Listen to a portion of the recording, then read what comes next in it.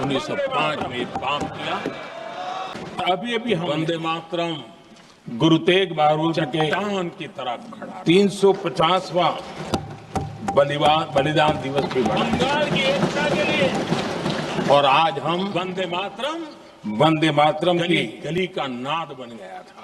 150 वर्ष निमित्त और वही नारा सदन की एक सामूहिक ऊर्जा को, उसकी अनुभूति करने का प्रयास कर रहे हैं। अंग्रेजों ने बंगाल विभाजन के साथ ही वंदे मातरम 150 वर्ष की यात्रा कमजोर करने के बीच अनेक पड़ावों से गुजरी दिशा पकड़ ली थी। लेकिन आदरणीय अध्यक्ष जी, एक स्वर एक वंदे मातरम का जब 50 वर्ष हुए अंग्रेजों के लिए चुनौती बनता गया और देश के लिए गुलामी में चट्टान बनता गया, जीने के लिए मजबूर। आदरणीय अध्यक्ष जी,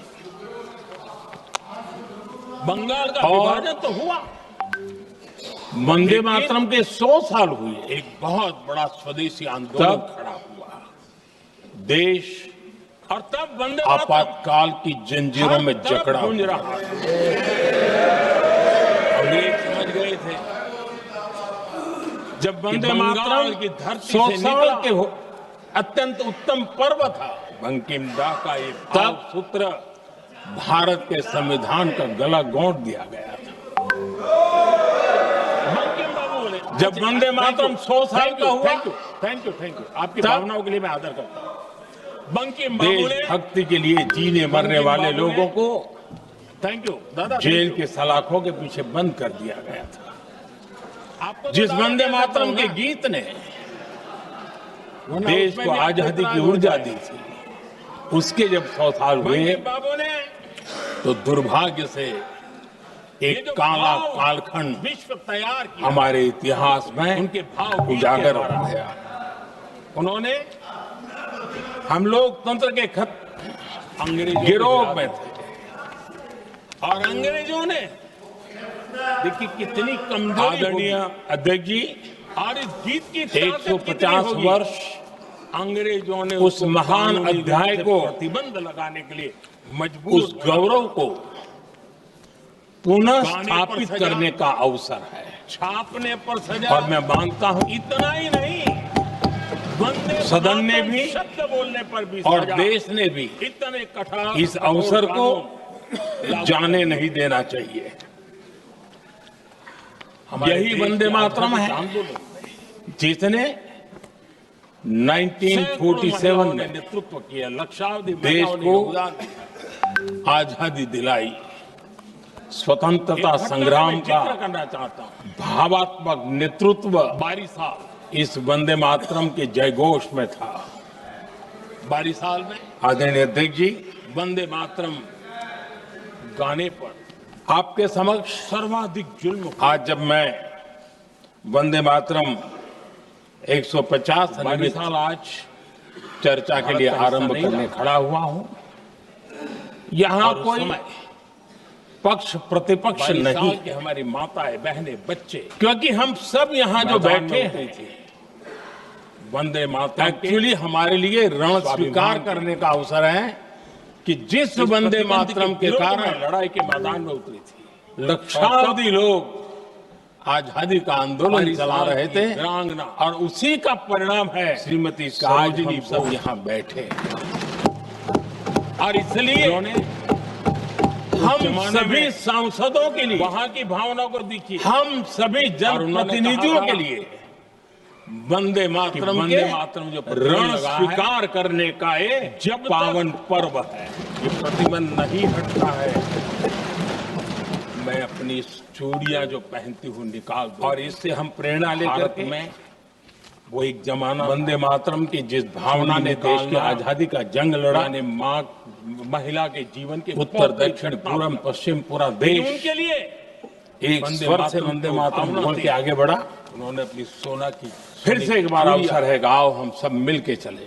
जब तक वंदे मातरम प्रतिबंध नहीं हटेगा, साथ लेके चले, दोबारा नहीं धारण करूंगी। आजादी के दीवानों ने जो सपने देखे थे, उन सपनों को पूरा करने के लिए वंदे मातरम 150 हम सबकी प्रेरणा बने, हम सबकी ऊर्जा बने, और देश कोड़े की सजा आत्मनिर्भर बने। छोटी उम्र 2047 में उनको जेल में भारत बना करके हम रहे, इस संकल्प को दोहराने के लिए ये वंदे मातरम हमारे लिए एक बहुत बड़ा अवसर है। मातरम के लिए प्रभात फेरियां निकलती थी। आदरणीय अंग्रेजों के नाक को दम कर दिया था। दादा तबियत तो ठीक है समय ना? गीत गूंजता था, नहीं कभी कभी उस उम्र में हो जाता है। जीवोनो चोले जाए जावे, आदरणीय अध्यक्ष जी, जीवोनो चोले जोगो तो वंदे मातरम की तोमार काजे इस यात्रा की शुरुआत अर्थात बंकिम चंद्र जी ने संसार में 1875 में काम की करते और वंदे मातरम कहते और गीत जीवन भी चला ऐसे समय लिखा गया था वो जीवन भी धन्य जब है। ये बंगाल की 1857 के स्वातंत्र संग्राम के बाद अंग्रेज सल्तनत बौखलाई हुई, उन बच्चों की हिम्मत का स्वर था। भारत पर भांति बच्चों की भांति के हिम्मत ने दबाव डाल रही, देश को हिम्मत दी थी। भांति भांति बंगाल के की जुल्म गलियों कर से रही निकली थी आवाज देश की आवाज और बन भारत के लोगों को मजबूर किया जा रहा था अंग्रेजों के द्वारा। गई। 1905 में और उस समय उनका जो राष्ट्रीय गीत था गॉड छोटी सेव उम्र द के क्वीन, बच्चे जब वंदे मातरम के इसको नारे भारत लगा रहे में अंग्रेजों ने घर घर पहुंचाने का एक षड्यंत्र चल रहा था। यानी एक प्रकार ऐसे से जीवन और समय मृत्यु के बीच लड़ाई लड़ने के लिए मजबूर बंकिम दा ने चुनौती दी इतना अत्याचार हुआ। और ईंट का जवाब पत्थर से दिया 1906 में और उसमें से नागपुर में वंदे मातरम का नील जन्म सिटी हाई स्कूल के उन बच्चों पर भी अंग्रेजों ने ऐसे ही जुल्म। इसके कुछ वर्ष बाद गुना यही था कि वो एक स्वर से वंदे मातरम बोल करके 1882 खड़े में हो गए। उन्हें वंदे मातरम जब के उन्होंने लिए मंत्र का महत्व आनंद मठ अपनी लिखा ताकत से सिद्ध करने का तो प्रयास इस गीत का उसमें समावेश हमारे किया जांबाज गया। सपूत बिना किसी डर के आदरणीय अध्यक्ष जी, फांसी के तख्त पर चढ़ते थे। वंदे मातरम ने आखिरी सांस तक उस विचार वंदे को मातरम, पुनर्जीवित किया वंदे था मातरम, वंदे मातरम, यही जो उनका हजारों वर्ष से भाव घोष रहे। भारत की रग रग खुदीराम में बोस, रचा बसा था। मदनलाल ढींगरा, राम प्रताप उसी बिस्मिल, भाव को, उसी संस्कारों को, अशफाक उल्लाह खान, उसी संस्कृति को, उसी रोशन परंपरा सिंह, को राजेंद्र उन्होंने नाथ बहुत ही लाहिड़ी, उत्तम शब्दों में, रामकृष्ण बिस्वा, उत्तम भाव के साथ अनगिनत वंदे मातरम के रूप जिन्होंने में हम सबको बहुत बड़ी सौगात वंदे दी थी। मातरम कहते कहते फांसी के फंदे को वंदे मातरम गले पर लगाया था। ये सिर्फ लेकिन देखिए ये अलग अलग जेलों में होता था, केवल अलग राजनीतिक अलग इलाकों में होता था। आजादी की लड़ाई का प्रक्रिया करने वाले मंत्र चेहरे नहीं अलग था। थे, लोग अलग थे। सिर्फ जिन हम पर जुल्म हो रहा था, अंग्रेज उनकी जाए और भाषा हम में अलग थी। खड़े हो जाए, लेकिन अपने राह पर चले, एक भारत श्रेष्ठ भारत इतने मात्र इन तक सब का वंदे मंत्र मातरम एक ही प्रेरित था, नहीं वंदे करता था, उससे कहीं आगे था। आजादी की लड़ाई, गांव की स्वराज क्रांति, इस मातृभूमि जिन्होंने को अंग्रेजों को चुनौती दी, मुक्त कराने का भी जंग था। बेपी इतिहास के चमकते हुए नाम अपनी मां भारती को हरगोपाल उन बाल, बेड़ियों से मुक्ति दिलाने का कुलीन विकास घोष, एक पवित्र जंग था। त्रिपुर सेन, इन सब ने और वंदे मातरम की पृष्ठभूमि हम अपना देखें, बलिदान दिया। उसके संस्कार सरिता देखे, मास्टर सूर्यसेन को तो हमारे यहाँ 1934 वेद काल से जब फांसी दी गई, एक बात तब उन्होंने बार बार हमारे सामने अपने आई। साथियों को एक पत्र लिखा। जब वंदे मातरम कहते हैं तो वही वेद काल पत्र की में बात हमें याद आती है। एक ही शब्द की गूंज थी, वेद काल से कहा वो गया शब्द था वंदे माता भूमि ही पुत्रो अहम पृथिव्याः। आदरणीय अध्यक्ष जी, अर्थात हम ये देशवासियों को भूमि गर्व मेरी माता है, दुनिया मैं के इतिहास में कहीं पृथ्वी का पुत्र हूं।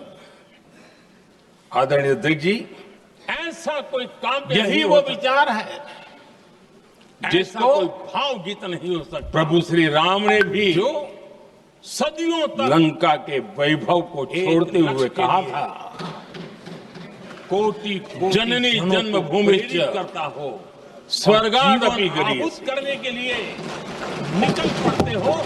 दुनिया में ऐसा कोई भाव की वंदे मातरम, जो वंदे मातरम यही महान सांस्कृतिक परंपरा का पूरे विश्व को एक पता होना आधुनिक चाहिए अवतार है। कि गुलामी के कालखंड में भी ऐसे लोग हमारे यहाँ पैदा होते थे, आदरणीय अध्यक्ष जी, इस प्रकार के भाव गीत की रचना कर सकते थे। बंकिम दा ने हमें गर्व से जब वंदे मातरम की रचना की, दुनिया भी मानना शुरू करेगी, तो स्वाभाविक ही वो स्वतंत्रता आंदोलन का स्वर बन गया। ये बलिदान का मंत्र था, पूरब से ये पश्चिम, ऊर्जा का मंत्र था, उत्तर से ये दक्षिण, सात्विकता का मंत्र था, ये वंदे समर्पण का मातरम मंत्र था, ये त्याग और हर तपस्या भारतीय मंत्र का था। संकल्प बन गया। संकटों को सहने का सामर्थ्य देने का ये मंत्र इसलिए था। और वो मंत्र वंदे मातरम की स्तुति में लिखा गया था, और इसलिए मातृभूमि गुरुदेव स्वतंत्रता की वेदिका पर रविंद्रनाथ मदोमय। टैगोर ने लिखा था, मातृभूमि स्वतंत्रता उन्होंने की लिखा था, वेदिका ऐकी पर सूत्रे बांधी मोदमय। आछी स्वार्थ का सोहम बलिदान स्तुति है, यह शब्द है वंदे मातरम। एक ही कार्य सौंपी आछी सहस्त्र जीवों है सजीवन वंदे मंत्र मातरम। भी, यह विश्व विजयी मंत्र भी, एक सूत्र में शक्ति बंधे का हुए आह्वान है, सहस्त्र यह शब्द मन। वंदे मातरम। एक ही कार्य में अर्पित सहस्त्र जीवन उष्ण शोणित से वंदे लिखो, मातरम। ये वक्त रविंद्रनाथ स्थली को चीर कर वीर का अभिमान है, यह आदरणीय शब्द वंदे उसी मातरम। वंदे मातरम की रिकॉर्डिंग दुनिया के आदरणीय अलग-अलग अध्यक्ष जी, भागों में पहुंची और कुछ दिन पूर्व लंदन में जब वंदे मातरम कार्यों की एक प्रकार से 150 तीर्थभूमि का बन गया था, आरंभ हो रहा था, वो तो मैंने लंदन उस के आयोजन इंडिया में हाउस कहा था, वीर सावरकर जी ने वंदे वहां मातरम वंदे मातरम गीत हजारों वर्ष की सांस्कृतिक ऊर्जा भी थी, और वहां उसमें ये गीत बार बार गूंजता था, आजादी का जज्बा भी देश था के लिए जीने मरने वालों के लिए और आजाद बहुत भारत बड़ा का प्रेरणा विजन भी अवसर था। रहता था। उसी समय अंग्रेजों के उस बिपिन दौर चंद्र में पाल और महर्षि एक अरविंद फैशन हो घोष, गई थी भारत को कमजोर, निकम्मा, उन्होंने अखबार आलसी, उस अखबार का नाम भी उन्होंने वंदे कर्महीन, मातरम इस प्रकार भारत को जितना नीचा दिखा सके ऐसी एक फैशन बन यानी गई। डगर डगर पर और उसमें हमारे यहाँ भी अंग्रेजों की नींद हराम करने जिन्होंने के लिए वंदे तैयार मातरम किए थे वो काफी हो जाता। लोग भी वही भाषा इसलिए बोलते थे। उन्होंने इस नाम रखा। तब बंकिम दा ने उस अंग्रेजों के हीन अखबारों पर रोक भावना लगा को दी। भी झकझोरने के लिए तो मैडम और भिकाजी सामर्थ्य कामा का परिचय कराने के लिए पेरिस में वंदे एक अखबार मातरम के निकाला और उसका नाम भारत के सामर्थ्यशाली वंदे मातरम स्वरूप को प्रकट करते हुए आपने लिखा था, पम ही दुर्गा वंदे दश मातरम ने प्रहरण धारिणी भारत को कमला कमल दल बिहारिणी दिखाया। वाणी उस समय विद्या दायिनी माचिस नमामि की डिबिया, त्वाम, मैचबॉक्स, नमामि कमला बड़े बड़े शीप अमलाम पतुलाम वंदे सुजलाम मातरम लिखने की शुभलाम परंपरा। मातरम वंदे मातरम। बाहरी कंपनियों को अर्थात चुनौती देने का एक माध्यम बन गया, भारत स्वदेशी का एक माता मंत्र बन गया, ज्ञान और आजादी का समृद्धि मंत्र, की देवी भी स्वदेशी के मंत्र की तरफ विस्तार और दुश्मनों के सामने आदरणीय अध्यक्ष जी, अस्त्र शस्त्र धारण करने वाली मैं एक और घटना चंडी का जी जिक्र भी है। करना चाहता हूं। अध्यक्ष जी 1907 में ये शब्द जब ये भाव डीओ चिदम्बरम पिल्ला ये प्रेरणा गुलामी की हताशा में में स्वदेशी कंपनी का हम जहाज बना, भारतीयों को तो उस पर हौसला भी लिखा देने था वाले वंदे थे। मातरम। इन वाक्यों ने तब करोड़ों देशवासियों को ये एहसास कराया सुब्रमण्य भारती ने कि लड़ाई वंदे किसी मातरम को जमीन के टुकड़े के लिए तमिल नहीं में है। अनुवाद किया, ये लड़ाई स्तुति गीत लिखे, सिर्फ सत्ता के सिंहासन को कब्जा करने के लिए नहीं तमिल है। देशभक्ति गीतों में वंदे मातरम की श्रद्धा ये गुलामी की बेड़ियों को साफ मुक्त साफ कर नजर आती है। हजारों साल की महान जो शायद परंपराएं थी, सभी महान लोगों को संस्कृति, जो गौरवपूर्ण इतिहास के था, लोगों को पता हो, उसको फिर से पुनर्जन्म सभी कराने लोगों की बात का का पता ना संकल्प हो। इसमें था। कि भारत का ध्वज गीत भी शुभनम भारती ने ही लिखा। आदरणीय अध्यक्ष जी, उस ध्वज गीत का वर्णन Voices Vande simply faster, Mataram, more natural, and more flexible. Vande Mataram इसका लिखा जो जन जन से जुड़ाव था, तमिल में ये हमारे इस ध्वज गीत स्वतंत्र का संग्राम शीर्षक की एक लंबी माणी कोड़ी गाथा अभिव्यक्त था। तांदु पणिंदु पुलहिंदु वारी, अर्थात आदरणीय अध्यक्ष जी, जब देश भी प्रेमियों दर्शन कर लो, जैसे किसी सवेरे नदी की चर्चा अभिनंदन होती कर है, लो, मेरी माँ की चाहे दिव्य सिंधु ध्वजा हो, का सरस्वती हो, वंदन कर लो। कावेरी हो, गोदावरी हो, गंगा हो, यमुना हो, उस नदी के आदरणीय अध्यक्ष साथ महोदय, एक सांस्कृतिक धारा मैं आज प्रवाह, इस सदन में एक विकास यात्रा का धारा प्रवाह, वंदे मातरम एक जन जीवन की यात्रा का महात्मा प्रवाह गांधी की उसके भावनाएं साथ क्या जुड़ जाता है। वो भी रखना लेकिन क्या कभी किसी ने सोचा है कि दक्षिण आजादी जंग के हर पड़ाव, वो पूरी यात्रा वंदे मातरम की भावनाओं से गुजरता था। का निकलती थी, उसके तट पर पल्लवित होता था। ऐसा भाव काव्य में शायद दुनिया में कहीं उपलब्ध नहीं होगा। आदरणीय अध्यक्ष जी,